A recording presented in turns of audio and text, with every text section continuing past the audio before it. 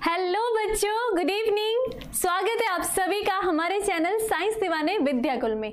आप सभी को पता है कि हमारा तीसरा चैप्टर स्टार्ट हो चुका है, वनस्पति जगत, जिसमें हमने शैवाल के बारे में अध्ययन कर चुके हैं। पिछली क्लासेस में उसके महत्वपूर्ण के बारे में भी हमने डिस्कस कर लिया था। आज की क्लास स्टार्ट करने से पहले आप सभी मुझे ये बता दीजिए कि आप सभी को ऑडियो वीडियो क्लियर है। अब तक हमारे साथ जो बच्चे जुड़ चुके हैं वो है Anshika Yadav, good evening, Payal, Hamid, Tishu, Sanju, educational, Hamid, good evening, Shiv Gopal, good evening. This class will be not, आ रही हूँ मैं, थोड़ा सा इश्यू हो जाता है नेटवर्क, उसकी वजह से थोड़ी सी लेट हो गई है। थोड़ा सा सब्र भी करना चाहिए, धैर्य भी रखना चाहिए कि हाँ मैम के लिए रुक जाते हैं। Hamid good evening, MD good evening, Lovely good evening, Kunal Pratap good evening, Prashant good evening, Manohar, Vivek good evening, Ritik Ojha, Tishu Kumari good evening, Amarjeet. जल्दी जल्दी से लिंक को शेयर कर दीजिए, सारे बच्चे हमारे साथ जुड़ जाए, उसके बाद स्टार्ट करते हैं। सौरभ गुप्ता गुड इवनिंग, अच्छा, Manchar good evening, MR gaming, Rahul Joshi, Nitish Kumar, RP boss, MD Sharma, माज अहमद गुड इवनिंग। हाँ, सबको good evening. I am new student भाई जी, डेकोर भाई वेलकम आपका हमारी क्लास में। सामिद गुड इवनिंग। ठीक है, स्टार्ट करें। लास्ट की क्लास आप सभी को क्लियर होगी। हमने पढ़ा था शैवाल के बारे में, किस तरीके से शैवाल की संरचना होती है, किस तरीके से उनमें जनन पाया जाता है और शैवाल का हमारे जीवन में क्या महत्व है। सबको क्लियर था लास्ट क्लास? जिसने नहीं देखी डिस्क्रिप्शन में जाओ, पुरानी क्लास देखो, उसके बाद हम शैवाल का वर्गीकरण पढ़ेंगे। आज शैवाल के वर्गीकरण में हमने देखना है कि शैवाल को 3 भागों में डिवाइड किया गया है। मैंने हमेशा कहा है किस आधार पर पहले हम डिवाइड करते हैं उसको पता होना बहुत ज्यादा आवश्यक है आप सभी के लिए, ठीक है। अगर आप नॉर्मली देखोगे ना शैवाल को, तो आप आंखों से ही डिवाइड कर सकते हो शैवाल को 3 भागों में। जहां पर आपको ग्रीन कलर के एल्गी दिखेंगे, आपने बोल दिया अच्छा ये ग्रीन एल्गी है। जहां पर भूरे दिखेंगे वहां पर भूरे कलर के एल्गी होंगे, ठीक है। और जहां पर आपको रेड कलर दिखेगा वहां पर आप बोलोगे कि ये रेड कलर के एल्गी है। लेकिन आखिर इन कलरों का जो ये कलर आ रहे हैं उनमें उसका कारण क्या है? तो आप सभी को पता है कि क्लोरोफिल एक वर्णक है, उसके कारण ही होगा। इसका मतलब कि लाल वाले में भी अलग क्लोरोफिल पाया जाएगा, ग्रीन वाले में भी अलग पाया जाएगा और भूरे वाले में भी अलग पाया जाएगा। तो सबसे बेसिक मैंने आपको बता दिया है, अगर वर्गीकरण करना है तो एक कलर के आधार पर, यानी कि उनमें जो क्लोरोफिल है उसकी उपस्थिति के आधार पर हम शैवालों को 3 भागों में विभाजित करते हैं। क्लियर सबको इतनी बातें? मैम अब जो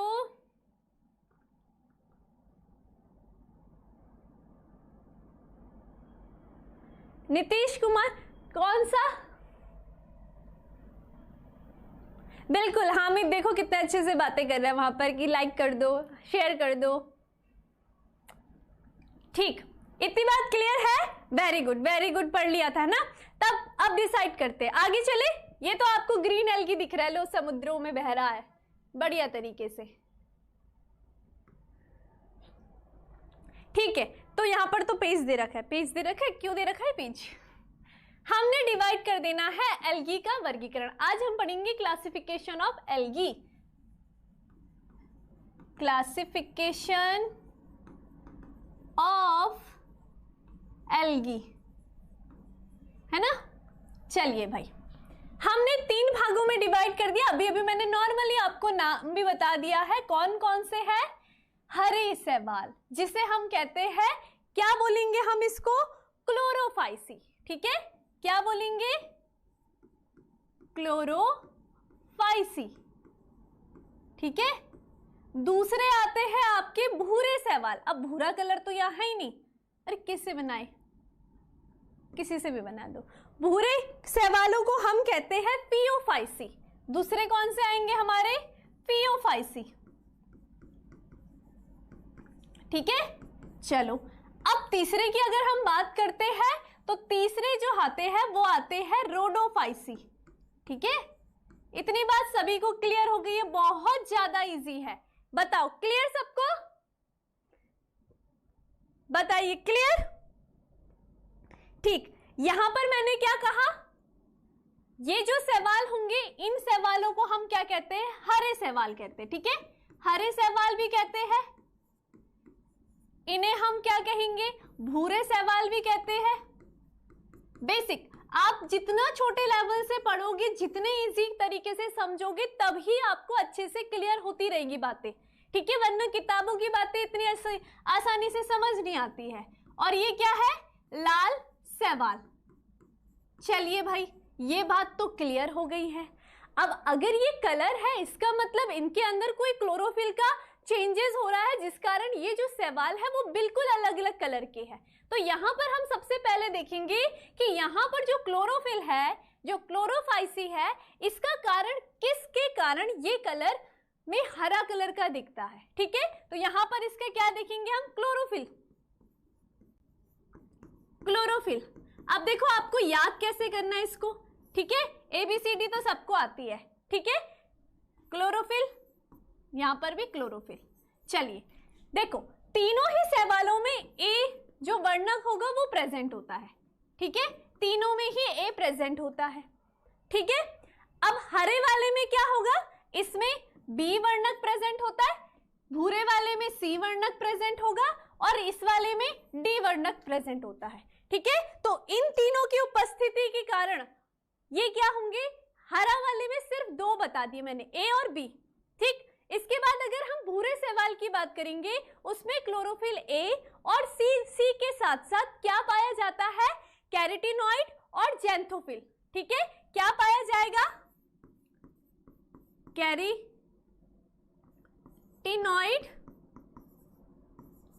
और क्या पाया जाएगा?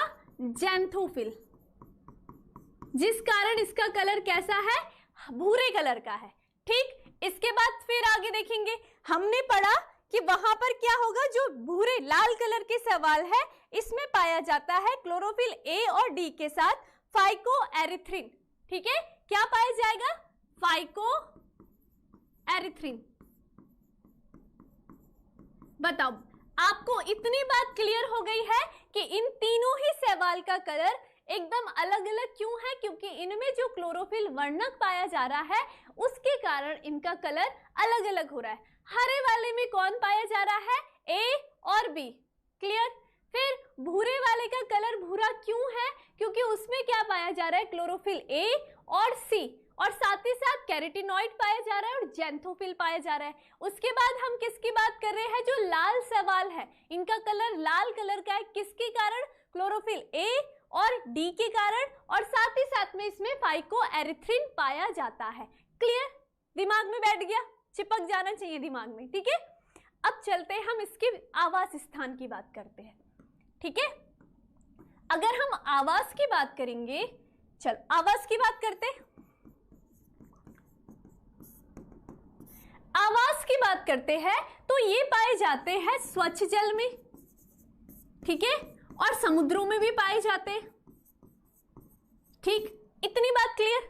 ठीक है, अब यहां पर आ जाओ, ये लाल सवाल है ना, इससे याद रखो कि बहुत गुस्सा आता है, इसको गुस्से सवाल है। ठीक है, अब अगर गुस्सा आ जाएगा तो मुंह कैसा हो जाता है? लाल हो जाता है, गर्म भी हो जाते हो आप लोग, है ना?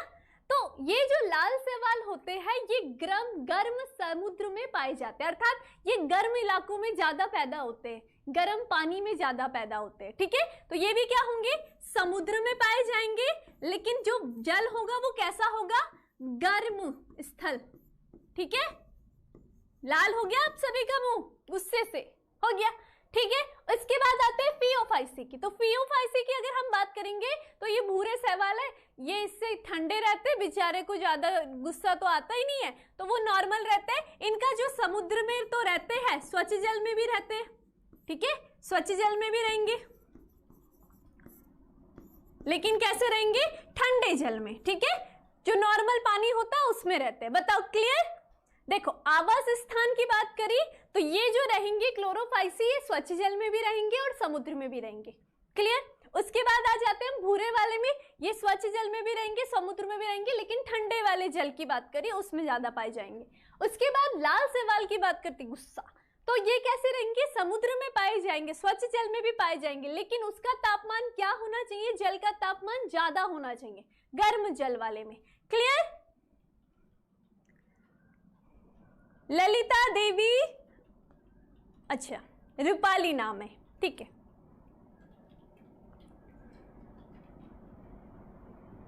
ज्योतिका कुमारी आज क्लास नहीं कर सकते, बाद में देख लेना, ठीक है। बैक्टीरिया वाला चैप्टर मैंने पढ़ा लिया है, आपने एक बार वीडियो जरूर देखनी है। अब इसके बाद हम करेंगे क्या क्या बात करेंगे इसके बाद हम देखते हैं कि इनकी जो कोशिका भित्ति के आधार पर अगर हम बात करते हैं, ठीक है, कोशिका भित्ति को अगर हम देखेंगे, ये अभी मैं बहुत जनरल वाला बता रही हूँ जो आप बाह्य संरचना को देख करके पता लगा लोगे। तो कोशिका भित्ति की बात करेंगे तो इसकी कोशिका भित्ति में सेलुलोज प्रेजेंट होगा, ठीक है, क्या होगा, सेल्यूलोज, ठीक। अगर उसकी बात करते हैं भूरे शैवाल की, तो इसमें क्या क्या पाया जाएगा आपका, शैवाल, इसकी जो कोशिका भित्ति होगी, इसकी कोशिका भित्ति सेलुलोज की भी बनी होती है। कितने ल जा लगा दिए मैम ने, ठीक है, सेल्यूलोज की भी बनी होगी और साथ ही में जैंथोफिल की, जिलेटिन, सॉरी जिलेटिन, ठीक है, क्या होगी, जिलेटिन की बनी होगी, ठीक है।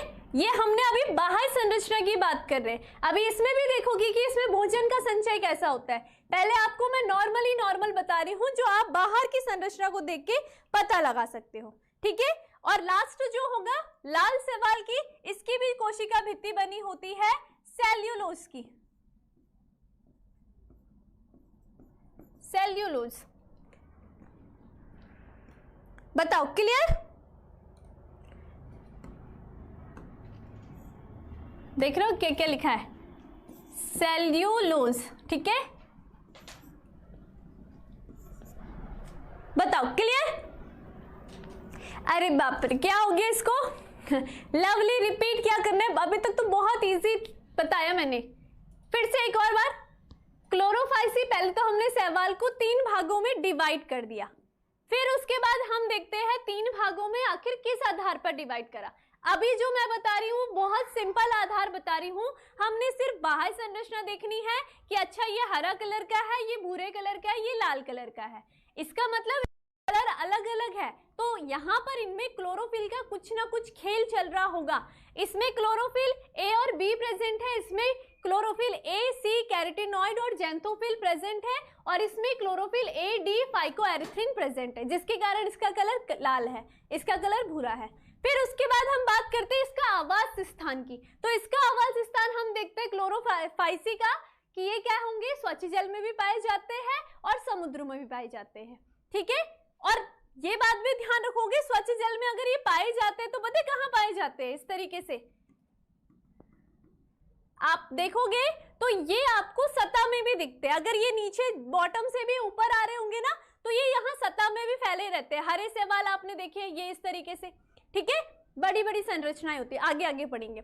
उसके बाद हम फियोफाइसी की बात करते हैं, तो ये कैसे होंगे, स्वच्छ जल में और समुद्री जल में दोनों में पाए जाते हैं, ठीक है, लेकिन ठंडे वाले जल में। उसके बाद भूरे शैवाल की बात, लाल शैवाल की बात करते हैं, तो ये कैसे होंगे, समुद्री जल में पाए जाएंगे, स्वच्छ जल में भी पाए जाएंगे, लेकिन जल का जो तापमान होगा वो ज्यादा होगा, गर्म जल स्थल बोल सकते हैं हम इसे, ठीक है।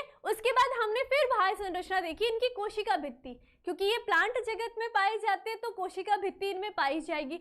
जो क्लोरोफाइसी होगा इसमें सेलुलोज की कोशिका भित्ति पाई जाती है, इसमें फियोफाइसी में सेलुलोज और जिलेटिन की कोशिका भित्ति पाई जाएगी, और जो लाल शैवाल होंगे इसमें सेलुलोज की कोशिका भित्ति पाई जाती है। क्लियर? बिल्कुल,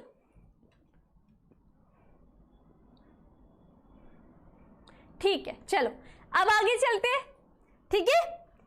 ये था बेसिक। इसके बाद अगर इसमें और कुछ बात बताएंगे तो धीरे धीरे आगे बढ़ते हैं, पहले हम क्लियर कर देंगे, इतनी बात क्लियर है।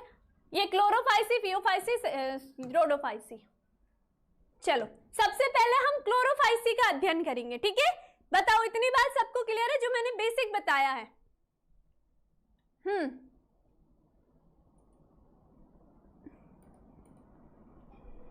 चलो अब आगे चलते हैं। अब क्लोरोफाइसी की बात करते हैं। क्लोरोफाइसी जो कि कौन सी शैवाल है? हरे शैवाल है, लिख दो हरे शैवाल है, इसके बारे में अध्ययन करते हैं, ठीक है।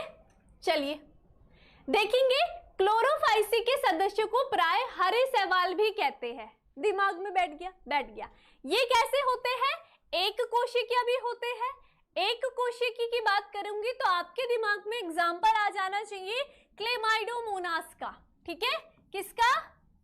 क्लेमाइडोमोनास का, जो कि कैसा होता है? एक कोशिकीय संरचना होता है। इस तरीके से उसकी संरचना होती है और ये इसमें ये दो फ्लैजिला पाए जाते हैं, ठीक है। तो ये क्या है? क्लेमाइडोमोनास एक कोशिकीय होगा, ठीक है। कॉलोनीमय होता है। कॉलोनीमय अर्थात कि ये क्या होंगे? जैसे कि एक स्थान है, वहां पर एक से ज्यादा इस संख्या में इस तरीके से समूह बनाकर रह रहे हैं। अगर शैवाल इस तरीके से है तो इसमें हम क्या है? कॉलोनीमय की बात कर रहे हैं। कॉलोनीमय में आपको याद रखना है वॉल्वेक्स के बारे में, ठीक है। किसके बारे में? वॉल्वेक्स के बारे में। इतनी बात क्लियर? और फिलामेंटिस कुछ क्या होते हैं? तंतुमय होते हैं। ये आपको दिख रहा है यहाँ पर, ये तंतुमय वाली संरचना आपको दिख रही होगी, है ना। इसमें आप याद रखोगे तंतुमय का एग्जाम्पल होता है स्पाइरोगायरा। क्लियर? तो यहाँ पर ये जो आपको दिख रहा है ना, ये आपका है वॉल्वेक्स होता है। हरे कलर का शैवाल है और वॉल्वेक्स है। जो देख रहे हो आप ऐसे सब संतति, इसकी जो जनक कॉलोनी है ये बाहर की साइड है, वो अंदर ही अंदर कॉलोनी बना करके रह रहे हैं, ठीक है। फिलामेंटिस, आखिर इसमें क्या है? फिलामेंट है। ऐसे ऐसे देखो, ये ऐसे खड़ी संरचना होती है, फिलामेंट है। ये देख रहे हो खंड बने हुए हैं। इसका उदाहरण है स्पाइरोगायरा। और मैंने बता दिया जो एक कोशिका है उसका एग्जाम्पल क्या होगा? क्लेमाइडोमोनास। क्लियर? एग्जाम्पल भी याद हो गई आपको और ये भी याद हो गई कि इनकी संरचनाएं किस तरीके से होती है ना। ठीक है, अब आगे चलेंगे। अब क्या है? क्लोरोफिल ए और बी के प्रभावी होने के कारण इनका रंग हरी घास की तरह होता है। ये भी आपको क्लियर हो गया है ना। फिर आगे चलेंगे। वर्णक सुस्पष्ट क्लोरोप्लास्ट में होते हैं। यहाँ पर जो वर्णक होंगे, अब आपको ये तो पता ही है कि वर्णक कहाँ पाए जाते हैं? क्लोरोप्लास्ट के अंदर पाए जाते हैं, अर्थात जो क्लोरोफिल होंगे उसके अंदर क्या पाए जाएंगे? क्लोरोफिल ए और बी। क्लियर?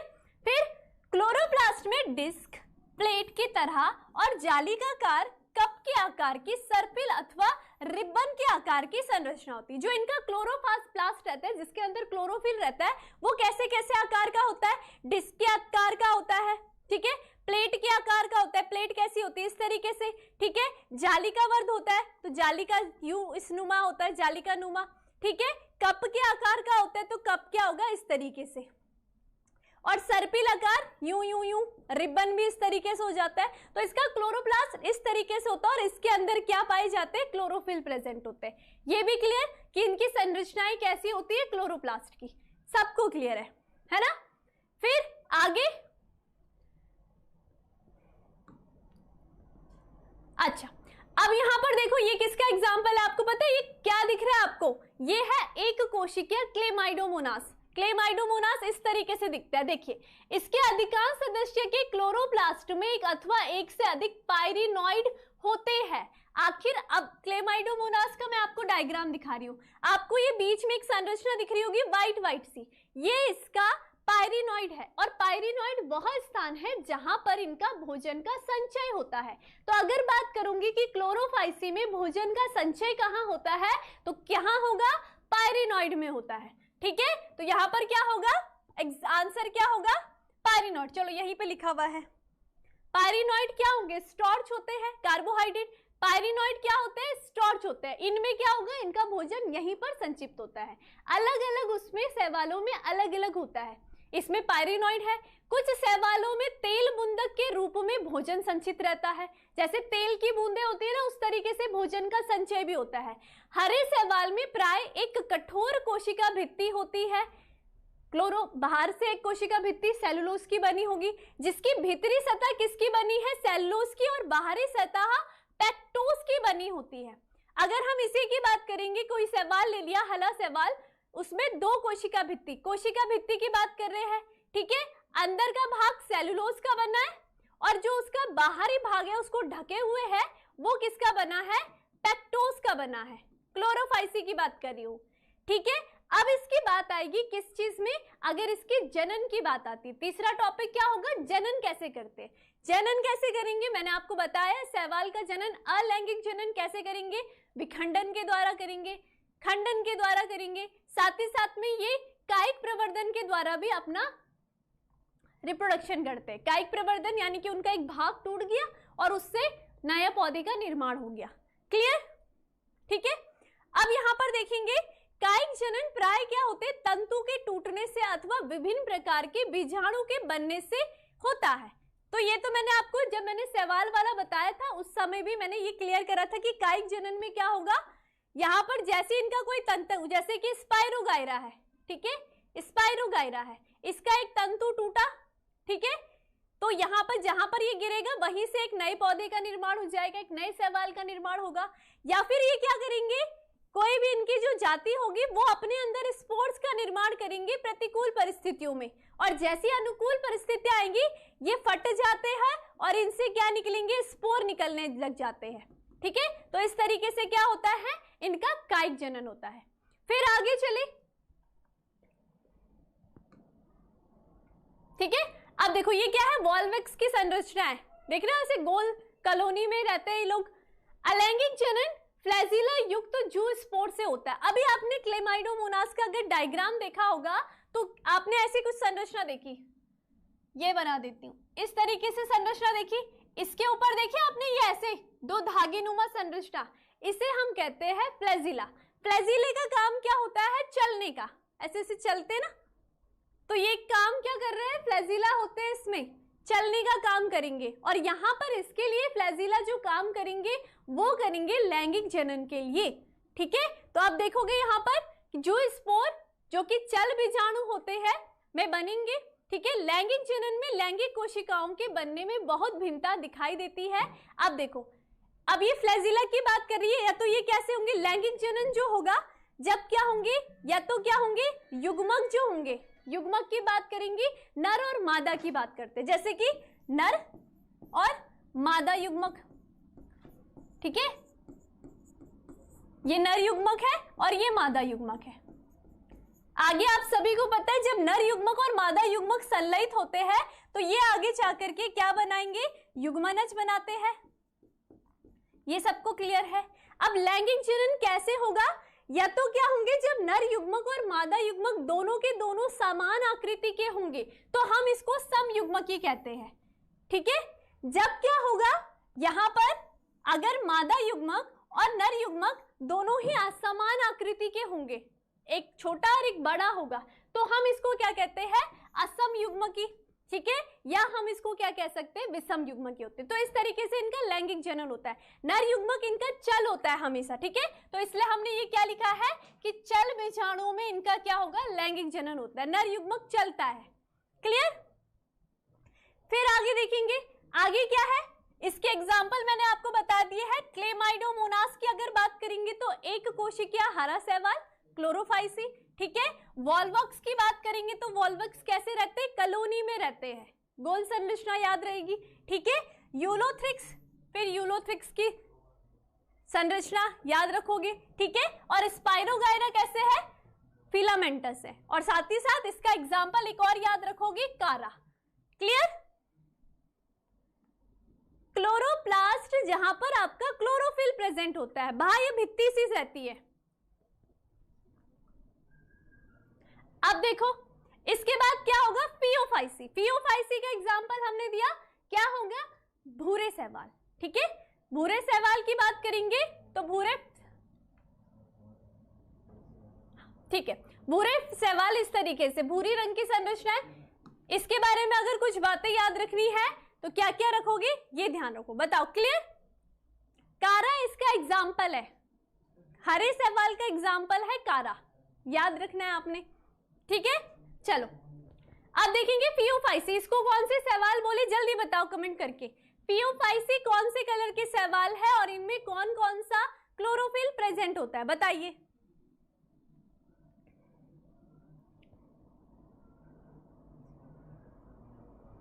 बताइए।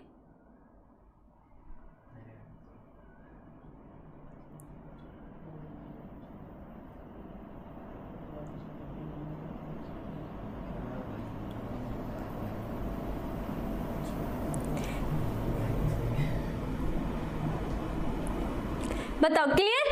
हाँ, वेरी गुड, भूरे कलर के, भूरे शैवाल। ठीक है, भूरे शैवाल हम फियोफाइसी की बात करते हैं। अगर हम फियोफाइसी के बारे में मैंने अभी अभी बताया, क्या बताया?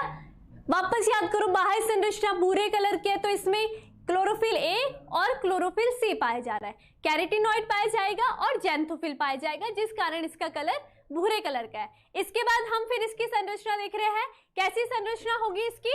देखो, फियोफाइसी भूरे शैवाल होंगे, ये आपको पता है। कहाँ पाए जाते हैं? समुद्र में पाए जाते हैं। कैसे समुद्र में? जो ठंडा समुद्र होगा, ठीक है, उसमें पाए जाएंगे।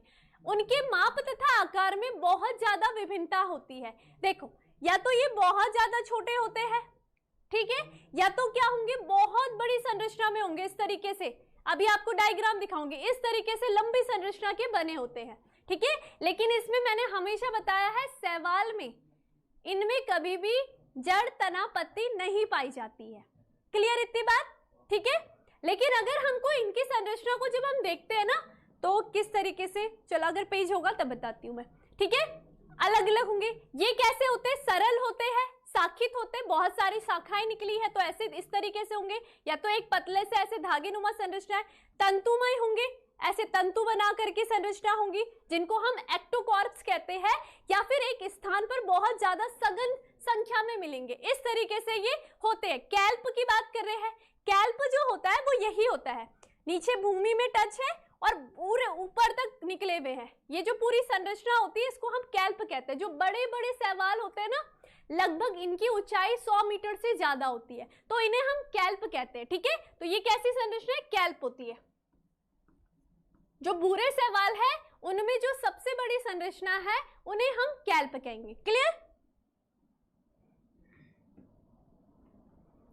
ठीक है।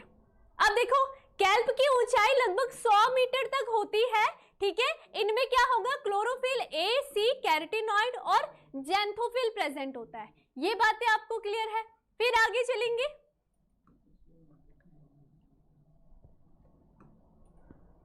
ठीक है। अब देखो यहां पर क्या है, इनका रंग जैतूनी हरे से लेकर के भूरे और विभिन्न शेड तक हो सकता है। मोस्टली कैसा होगा? भूरे, अलग अलग भूरे के भी बहुत सारे शेड्स होंगे, उस तरीके का कलर होगा इनका, ठीक है। क्लियर?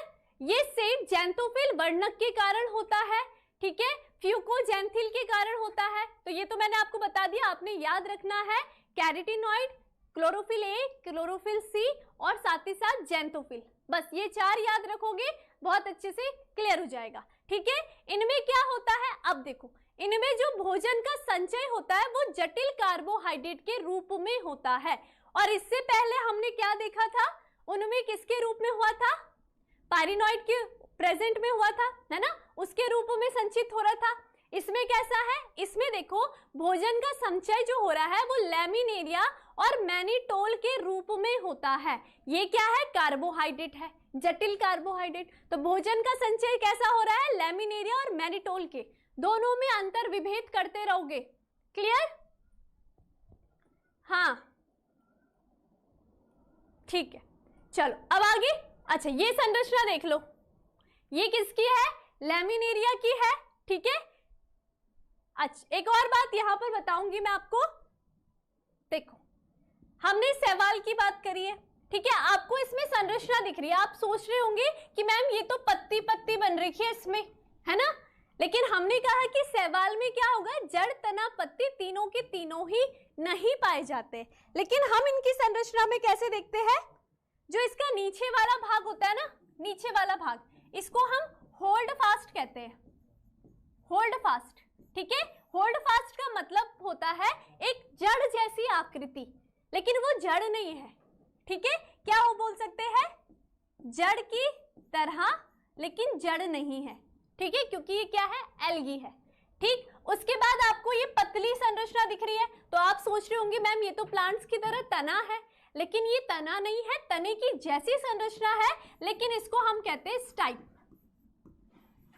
ठीक है, स्टाइप, तने की जैसी संरचना, तने के समान, या तनावृंत बोल सकते हो आप। ठीक है, और ये जो पत्ती जैसी संरचना आपको दिख रही है, ये क्या है यहां पर, इसे हम कहते हैं फ्रॉन्ट। ठीक है, ये क्या है, पत्ती जैसी, पत्रवृंत हम इसको कह सकते हैं। बताओ, क्लियर? तीनों भाग बता दिए। जो नीचे जड़ जैसी संरचना है उसको हम होल्ड फास्ट कहते हैं, फिर सेकंड में स्ट्राइप और यहां पर फ्रॉन्ट। क्लियर? ठीक है, बस इनमें क्या है, वो हम इनको रूट या हम स्टेम या लीव नहीं बोल सकते, क्योंकि वो वैसी संरचना नहीं है, क्योंकि एल्गी में ये पाई ही नहीं जाती है। क्लियर? चलो अब आगे चलेंगे। अच्छा, ये आपका लैमिनेरिया है, इस तरीके से आपको दिख रहा है। इसमें भी आपको दिख रही है जड़ जैसी संरचना, फिर तने जैसी संरचना और ये पत्ती जैसी संरचना। ये क्या है, लैमिनेरिया। ठीक है, ये कौन से डायग्राम है, ये आपका फ्यूकस का डायग्राम है। ठीक है, क्या है, फ्यूकस। याद रखोगे, एग्जाम्पल भी आपको याद रखने हैं। क्लियर? इसके बाद आगे देखेंगे, ये देख रहे हो, ये भी सेम वैसी जड़ जैसी संरचना जो कि भूमि को जकड़े रखेगी, फिर तने जैसी संरचना और फिर ये पत्ती जैसी संरचना। ये भूरे सवाल की इस तरीके से आकृति दिख रही है ना। इसको हम कहते हैं डिक्टाइओटा। क्या बोलेंगे, डिक्टाइओटा, ओटा। ठीक है, क्लियर? अब देखो क्या क्या बातें हैं इसमें। कायिक कोशिका में सेलुलोज से बनी कोशिका भित्ति होती है, जिसके बाहर की ओर एल्जिम और जिलेटिन का अस्तर होता है। अब देखो, हमने अभी क्लोरोफाइसी पढ़ा, उसमें हमने देखा सेलुलोज की कोशिका भित्ति है और उसके बाहर क्या पाया जा रहा है, पेक्टोस पाया जा रहा है। लेकिन अब हम किस में आ गए हैं, फियोफाइसी में आ गए। इसकी कोशिका भित्ति सेलुलोज की बनी है, लेकिन सेलुलोज के बाहर जो स्तर बना है वो किसका बन रखा है, यहाँ पर एल्जीन का और जिलेटिन का अस्तर बन रखा है। तो दोनों में फिर से विभेद कर सकते हो, पेक्टोस, एल्जीन और जिलेटिन। क्लियर? बताओ। ठीक है, प्रोटोप्लास्ट में लवक के अतिरिक्त केंद्र में रसधानी और केंद्र होते हैं। ठीक है, इनका जो प्रोटोप्लाज्म होगा उसमें रसधानी यानी कि एक बड़ी सी गोल सी संरचना होगी, उसमें भोजन का संचय होता है। ठीक है, वैक्यूल्स हम बोलेंगे, और केंद्रक प्रेजेंट होगा। पौधे प्राय क्या होंगे, संलग्न द्वारा अध्य स्तर से जुड़ा होगा। ठीक है, अब देखो यही वाली बात बता दी, अध्य स्तर जो था इसका, ठीक है, जो नीचे से जड़ वाला भाग की बात करी, और इसके एक वृंत तथा पत्ती की एक तरह प्रकाश संश्लेषी अंग होता है। ये तीनों भाग जो मैंने अभी अभी बताए थे ना, होल्ड फ्लास्क, स्पार्क और फ्रंट, ये तीनों क्या होंगे, ये संरचनाएं हैं। ठीक है, पत्ती जैसी संरचना है, उसमें वो प्रकाश संश्लेषण जैसे अंग होगा, प्रकाश संश्लेषण की क्रिया होती है वहां पर। ठीक है, अब बात करेंगे इनमें अगर अलैंगिक जनन की बात करते हैं, तो इनमें अलैंगिक जनन कायिक जनन विखंडन विधि द्वारा होता है। सवालों में सब में ही अलैंगिक जनन कायिक जनन के द्वारा और विखंडन के द्वारा होगा। कायिक जनन, पौधे का एक भाग टूट करके वहीं पर एक नए भाग का निर्माण हो रहा है। ठीक है, विखंडन में क्या होगा, टूट करके नए भागों का निर्माण करना। ठीक है, अलैंगिक जनन की अगर हम बात करते हैं, लैंगिक जनन की, सेक्सुअल रिप्रोडक्शन की बात करेंगे, तो आप सभी को पता होना चाहिए सेक्सुअल रिप्रोडक्शन के लिए हमेशा हमारे पास क्या क्या होने चाहिए, दो युग्मक होने चाहिए, दो युग्मक, एक नर युग्मक, ठीक है, और दूसरा कैसा होना चाहिए, मादा युग्मक। ये क्या है, मादा युग्मक है।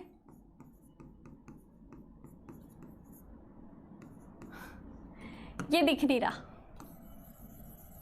चलो यहां पे बनाती हूं मैं। ठीक है, वापस नर युग्मक और ये क्या है, मादा युग्मक है। आगे चल करके ये बनाएंगे युग्मनज, युग्मनज बनाएंगे। ठीक है, ये नर युग्मक है और ये मादा युग्मक है, युग्मनज बनाएंगे। अब लैंगिक जनन की बात हो रही है। लैंगिक जनन का मतलब ही ये है युग्मकों का संलयन। जब युग्मक संलयित होते हैं उसके पश्चात एक नए पौधे का निर्माण होगा। ठीक है, वापस हम बात करें शैवालों में अगर लैंगिक जनन पाया जाएगा तो युग्मक, इसका मतलब उनमें युग्मक बन रहे हैं। युग्मक बन रहे कैसे, एक स्पोर के थ्रू बन रहे हैं, उनके जो स्पोर्स है वो चल बीजाणु बोल रहे हैं हम उन्हें, यानी कि उनमें फ्लैजिला पाए जा रहे हैं, तो इसका मतलब वो चल सकते हैं। ठीक है, तो यानी अब देखोगे अगर यहाँ पर नर युग्मक और मादा युग्मक की संरचना दोनों की समान है, समान आकृति के है, तो हम इसको कहेंगे समयुग्मक। तो ये जो लैंगिक जनन होगा ये समयुग्मकी वाला लैंगिक जनन होगा। ठीक है, अगर क्या हो जाएगा, मादा की संरचना बड़ी और नर की संरचना छोटी, तो यहाँ पर आपको अंतर दिख गया दोनों की साइज में, तो इसका मतलब ये कैसे हो गए, विषम युग्मकी हो गए। ये बातें भी क्लियर हो गई है। ठीक है, तो यहाँ पर अलैंगिक जनन नासपति के आकार वाले दो फ्लैजिला युक्त जूस्पोर द्वारा होता है। ठीक है, अब देखो इनमें फ्लैजिला की बात करी, अभी मैंने क्लोरोफाइसी के बारे में बताया, तो उसके जो मैंने क्लेमाइडोमोनास का एग्जांपल दिया था उसमें फ्लैजिला ऊपर बताए थे, संख्या में 2 है और वो शीर्ष भाग में पाए जा रहे हैं। क्लियर इतनी बात। अब इसमें देखो जो भूरे वाले शैवाल होते हैं इनमें जो फ्लैजिला पाए जाते हैं वो पार्श्व में पाए जाते हैं, संख्या में 2 होंगे लेकिन वो ऊपर ना पा करके वो कहाँ पाए जा रहे हैं, इस तरीके से वो मूवमेंट करेंगे। क्लियर, बताओ इतनी बात क्लियर हो गई है सबको। ठीक, अब फिर से आगे चलेंगे। क्या, अलैंगिक जनन नासपति के आकार वाले दो फ्लैजिला युक्त जूस्पोर द्वारा होता है। जूस्पोर यानी कि ये जो युग्मक की बात कर रही है। ठीक, फिर ये भूरे प्रकार के एल्गी आपको इस तरीके से दिख रहे हैं, देख रहे हो, समुद्रों के गहरे, ये देखो कैल्प जैसी संरचना बनी है, लगभग 100 मीटर से भी ज्यादा ऊंचाई के है। इनमें आपको लग रहा है कि पत्तियां हैं, लेकिन इनको हम पत्तियां नहीं बोलेंगे, याद रखोगे। इस तरीके से ये संरचना दिख रही है, काफी लंबी लंबी संरचना में पाए जाते हैं कैल्प की आकृति की। सबको दिख गया होगा। फिर देखेंगे अलैंगिक जनन नासपति के आकार वाले दो फ्लैजिला युक्त जूस्पोर द्वारा होता है। इनके फ्लैजिला असमान होते हैं। असमान कैसे होंगे, इस तरीके से पार्श्व सतह में एक छोटा और एक बड़ा और एक छोटा, इस तरीके से इसके फ्लैजिला रहते हैं। क्लियर, ठीक है। लैंगिक जनन की बात करेंगे तो समयुग्मकी बता दिया है, असमयुग्मकी या विषमयुग्मकी, ये भी क्लियर हो गया है। युग्मकों का संयम जल में अथवा अंडधानी में होता है। अब जल में प्रेजेंट है तो इसका मतलब क्या होगा, जल के थ्रू ही इनके युग्मक आपस में संलयित होंगे। ठीक है, साथ ही साथ क्या होंगे, अंडधानी में, अंडधानी में यानी कि अंड के अंदर स्पोर्स आएगा जल माध्यम के द्वारा और मादा शरीर में प्रवेश कर लेगा। ठीक है, युग्मक क्या होता है, पॉरीफॉर्म, यानी कि नासपति का आकार आपको बार बार मैं बना भी रही हूं, इस तरीके के होता है। इसके पार्श्व में 2 फ्लैजिला होते हैं, ये भी बता दिया। अब इसके एग्जाम्पल आपको याद रखना है, क्या क्या है, एक्टोकॉर्प, ठीक है, डिक्योटा, ठीक, लैमिनेरिया अभी अभी आपने पढ़ा, सरगासम कल आपने जब आपने इसकी क्लास देखी होगी शैवाल वाली, वहां पर आपने पढ़ा, फ्यूकस मैंने अभी दिखा दिया। इसमें याद क्या रखने वाली बात है, ये बहुत लंबी संरचना में पाए जाते हैं, ठीक है, कैल्प जैसी, और ये इसके एग्जाम्पल आपको याद रखने हैं। इसके बाद आगे जाएंगे, अब हम किस में आएंगे, रोडोफाइसी में। रोडोफाइसी यानी कि लाल शैवाल, ठीक है, और ये कैसे होंगे, गुस्सैल है तो गर्म जल में पाए जाएंगे, है ना, लाल कलर से गुस्सा वाला, याद रखना इसको। अब देखो, देखिए रोडोफाइसी लाल शैवाल होते हैं, ये बता दिया है। इनका रंग लाल वर्ण के यानी कि आर फाइकोएरिथ्रिल के द्वारा होता है। ठीक है, अधिकांश लाल शैवाल समुद्र में पाए जाते हैं और इनकी बहुलता समुद्र के गर्म क्षेत्र में पाई जाती है। ये वाली बात क्लियर हो गई, गर्म क्षेत्र में अधिक होती है। ये पानी की सतह पर जहां अधिक प्रकाश होता है वहां भी पाए जाएंगे और समुद्र की गहराई में भी जहां प्रकाश कम होता है वहां भी पाए जाते हैं। ठीक है, तो ये जो लाल वाले शैवाल है ये दोनों स्थान पर पाए जाते हैं, चाहे वो ऊपर हो, समुद्र के ऊपर हो या नीचे हो। मोस्टली आपने ज्यादातर देखे होंगे ये समुद्र के नीचे गहराई वाले स्थानों में पाए जाते हैं। ठीक, क्लियर, चलिए फिर आगे देखेंगे।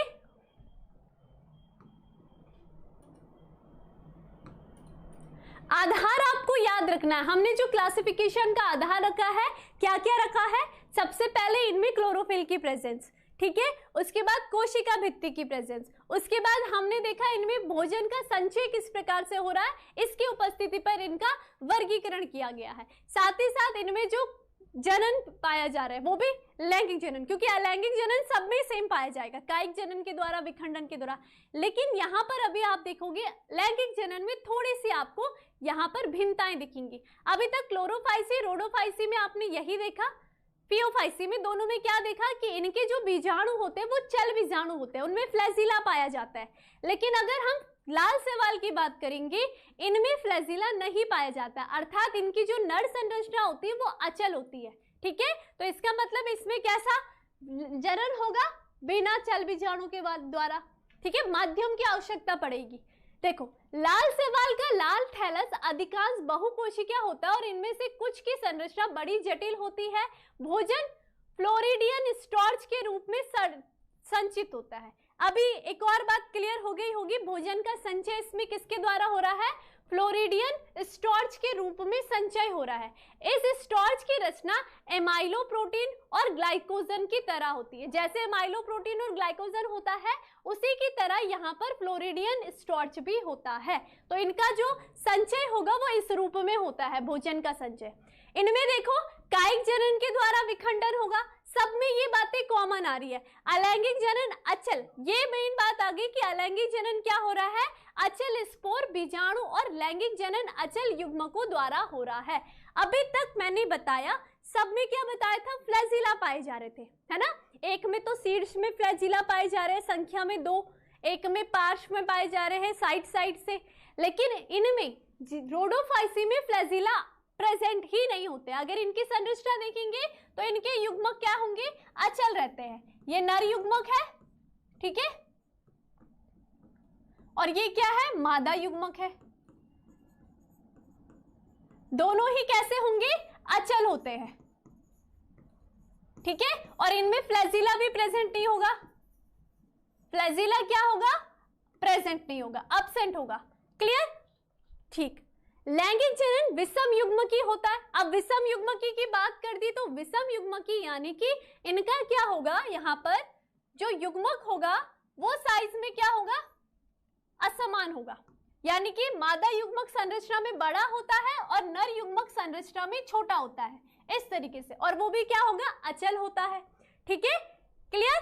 और इसमें क्या होगा, इसके पश्चात निश्चयोत्तर विकास होता है। इसके सामान्य जो सदस्य की बात करेंगे तो इसके सामान्य सदस्य हमारे पास कौन कौन से हैं, पॉलीसाइफोनिया है, ठीक है, ग्रेसिलेरिया है, पोरफायर है और जिलेडियम है। अभी आपने जब महत्व देखा था, जिलेडियम, पोरफायर और सरगासम, इन सब का एग्जाम्पल देखा था ना, आइसक्रीम बनाने में, जेली बनाने में इन शैवालों का यूज होता है। तो लाल शैवाल में आपने पोरफायर और जिलेडियम दोनों का एग्जाम्पल भी देखा होगा और महत्व भी देखा होगा दोनों शैवाल का। क्लियर आपको, बताओ, ठीक है। ये आपका क्या है, ये देखो, ये लाल शैवाल है, ये आपका पोरफायर है, ठीक है, ये पोरफायर की संरचना है। और जो दूसरा जो ये वाला है, ये जो संरचना में दिख रहा है, ये आपका है पॉलीसाइफोनिया, पॉलीसाइफोनिया। क्लियर, बताइए, क्लियर। अचल यानी कि इनमें फ्लैजिला नहीं है, चल नहीं सकते, माध्यम की आवश्यकता पड़ेगी। अब इनको जल माध्यम की आवश्यकता पड़ेगी अपना युग्मक को संलयन कराने के लिए, ठीक है। अचल यानी कि इनमें फ्लैजिला नहीं पाए जा रहे, फ्लैजिला के कारण चल सकते थे, लेकिन फ्लैजिला नहीं है तो अचल हो जाएंगे। अभी तक हमने क्लोरोफाइसी और पियोफाइसी में पढ़ा कि इनमें कैसे होंगे, चल बीजाणु होंगे, अर्थात इनके जो युग्मक बनेंगे वो इनमें फ्लैजिला पाए जाते हैं, जिसके कारण वो पानी में तैर सकते हैं, ठीक है। और इस कारण ये निषेचन की क्रिया संलयित हो जाएंगे, युग्मक, नर युग्मक, मादा युग्मक संलयित होंगे।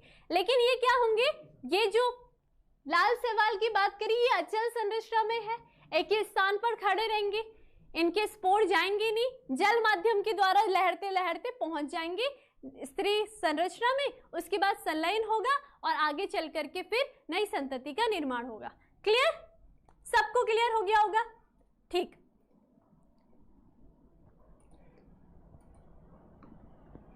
हाँ, चलिए एक और बार हमने फिर से अपने दिमाग में यही बनाना है। हमने सवालों को 3 भागों में डिवाइड करा है, क्लोरोफाइसी, फियोफाइसी और लास्ट में कौन सा फाइसी, रोडोफाइसी। ठीक है, शुरू की बातें मैंने बता दी है कि क्या क्या बातें हैं। कोशिका भित्ति के आधार पर तीनों को डिवाइड कर दो, फिर उसके बाद कर दो इनके आवास स्थानों के आधार पर, फिर उसके बाद इनमें जो क्लोरोफिल प्रेजेंट है उसके आधार पर वर्गीकृत कर दो, इनका जो आवास स्थान है उसके आधार पर वर्गीकृत कर दो। अगला जो है इनमें जो जनन पाया जा रहा है, अलैंगिक जनन सब में सेम है, लेकिन लैंगिक जनन कैसा है, अलग अलग पाया जा रहा है। पहले जो क्लोरोफाइसी और फियोफाइसी है दोनों में ही चल बीजाणु के द्वारा लैंगिक जनन की क्रिया हो रही है। ये समयुग्म की भी हो सकती है और विषम युग्म की भी हो सकती है। ठीक है, लेकिन लास्ट जो हमने रोडोफाइसी पढ़ा है इसमें क्या होंगे, एक तो क्या है लैंगिक जनन जो होगा ये विषम युग्म की होगा, अर्थात नर संरचना हमेशा छोटी रहेगी और मादा संरचना हमेशा बड़ी रहेगी। जैसे मनुष्य में होता है, हमारी संरचना में क्या होगा, अंडाणु हमेशा बड़ा रहता है, शुक्राणु हमेशा छोटा रहता है। तो लाल शैवाल में भी इसी प्रकार का होता है। और इनमें क्या होगा, जो भी युग्मक होगा, जो भी क्या होंगे बीजाणु होंगे वो हमेशा अचल रहते हैं। क्लियर, इस तरीके से आपको याद रखना है और इनकी एग्जाम्पल भी अच्छे से याद रखने हैं आपने। ठीक है, क्लियर हो गया होगा। चलिए आज के लिए इतना ही, मिलेंगे नेक्स्ट टॉपिक में। लेकिन उससे पहले जो बच्चा हमारी क्लास में नया जुड़ता है, आप सभी को क्लास के बाद जो पीडीएफ नोट्स मिलते हैं वो हमारे ग्रुप में मिलेंगे, जो कि है साइंस दीवाने विद्याकुल में। तो आपको इसको ज्वाइन करना है। नीचे डिस्क्रिप्शन में आपको टेलीग्राम ग्रुप का लिंक दिया गया है, वहां पर जाइए और ज्वाइन कीजिए। और साथ ही साथ अब आपका क्वेश्चन आ चुका है, कम्युनिटी पोस्ट पर जाइए और अपने क्वेश्चन का आंसर दीजिए। क्वेश्चन है निम्नलिखित शैवाल का रंग, अच्छा फियोफाइसी शैवाल का रंग भूरा किस क्लोरोफिल की उपस्थिति के कारण होता है, जल्दी से आंसर दीजिए।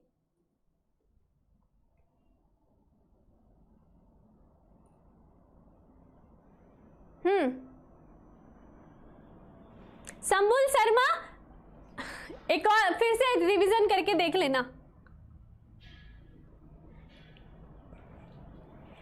आंसर तो सही नहीं दिख रहे मुझे। फियोफाइसी की बात करिए, ध्यान लगा के सुनो आंसर, क्वेश्चन को पढ़ो ढंग से। चलिए आज के लिए इतना ही, मिलते हैं नेक्स्ट क्लास में नेक्स्ट टॉपिक के साथ।